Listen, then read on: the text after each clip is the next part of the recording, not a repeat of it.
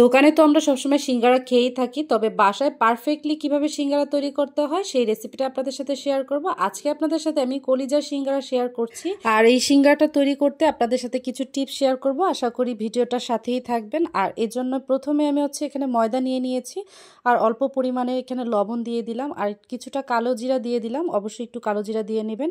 আর এই রেগুলার যে সয়াবিন তেল আছে সেটা দিয়ে দিচ্ছি, অল্প পরিমাণে আমি এখানে তেল ব্যবহার করছি।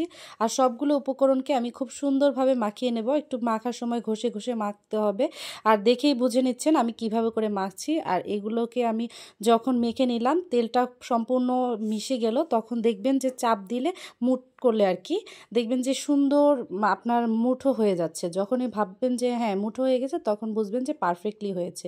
আর এরপরে অল্প অল্প করে পানি দিয়ে দেব, আর পানি দিয়ে আমি এখানে একটা ডো তৈরি করে নেব। আর এই ডোটা কিন্তু আটার ডোয়ের মতো অতটা নরম হবে না, এখানে আপনাকে একটু শক্ত ডো তৈরি করতে হবে।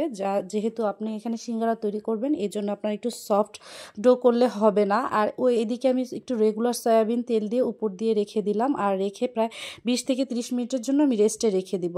আর এদিকে ভিতরের পুরটা তৈরি করার জন্য আমি এখানে আদা বাটা দিয়ে দিচ্ছি প্রায় 2 টেবিল চামচের মতো, রসুন বাটা হাফ টেবিল চামচের মতো, লাল মরিচের গুঁড়া দিয়ে দিচ্ছি প্রায় 1 টেবিল চামচের মতো, হলুদ গুঁড়া দিয়ে দিচ্ছি প্রায় হাফ টেবিল চামচের মতো, আর এখানে জিরা দিয়ে দিলাম সামান্য একটু, আর ধনিয়া দিয়ে দিলাম অল্প একটু পরিমাণে। আশা করি পরিমাণটা দেখেই বুঝতে পারছেন। আর রেগুলার যে মশলাটা আছে তার থেকে অবশ্যই মশলার পরিমাণটা কম রাখতে হবে। আর এখানে আমি কাঁচা কিছু পেঁয়াজ কুচি দিয়ে দিলাম, আর অল্প একটু লবণ দিয়ে দিলাম। সবগুলো উপকরণকে আমি খুব ভালোভাবে কিছুক্ষণ কষিয়ে নেব, আর অল্প একটু পানি দিয়ে নেব যাতে মশলাটা পুড়ে না যায়। আর মশলাটাকে আমি বেশ কিছুক্ষণ ঢাকনা দিয়ে ঢেকে কিছুক্ষণ রান্না করে নেব। আর যখন দেখব যে আমার এই মশলার গায়ের উপর থেকে তেল উপরে ভেসে উঠেছে, তখন বুঝতে হবে যে হ্যাঁ মশলাটা আমার পারফেক্টলি হয়েছে। আর এদিকে আমি গরুর যে কলিজা আছে সেই কলিজাটা আগে থেকে সিদ্ধ করে নিয়েছি, সিদ্ধ করে আমি ছোট ছোট কিউব করে কেটে নিয়েছি।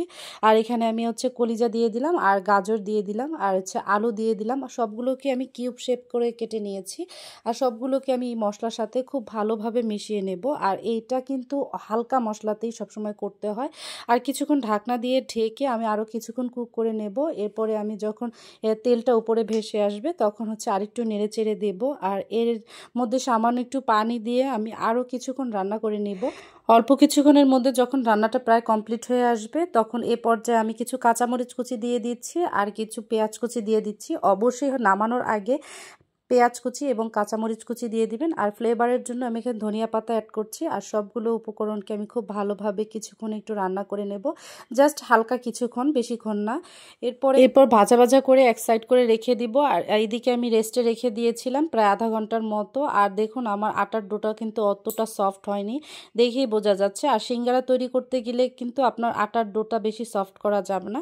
এরপরে লম্বা শেপ করে নিয়ে আমি কতটুকু পরিমাণ ছোট ছোট যেই কয়েকটা সিঙ্গারা তৈরি করব সেভাবে করে আমি সবগুলোকে কেটে নিলাম, আর লেচি কেটে নিব। এরপর আমি একটা ডো নিয়ে নিব, আর ডোতে সামান্য পরিমাণ তেল দিয়ে দেব। আর এই রুটি যেটা বেলবো আমি, সেটা কিন্তু সম্পূর্ণ তেল দিয়ে বেলবো। আর আমি এখানে কোনো আটা ব্যবহার করছি না।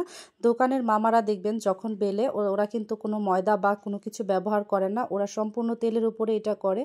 আর এইটা লম্বালম্বি করে বেলে নেওয়ার পরে আমি মাঝখান দিয়ে একটু কেটে নিয়েছি। আর এটা কিন্তু লম্বা করেই বেলতে হবে। তারপরে এখানে ভাঁজটা দিচ্ছি। আসলে এই ভাঁজটা কিন্তু আপনাদের দেখে বুঝে নিতে হবে।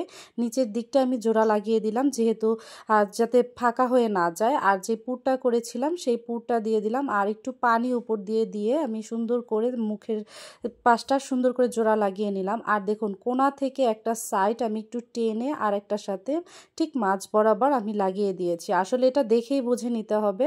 আর দেখুন পারফেক্টলি সিঙ্গারা তৈরি হয়ে গিয়েছে। আর সবগুলোকে আমি তৈরি করে নিলাম। আর এ পর্যায়ে কিন্তু আপনার ফ্রোজিং করে রেখে দিতে পারেন। আর এটা প্রায় 15 থেকে 20 দিন বা 1 মাস মতো খুব ভালো থাকে।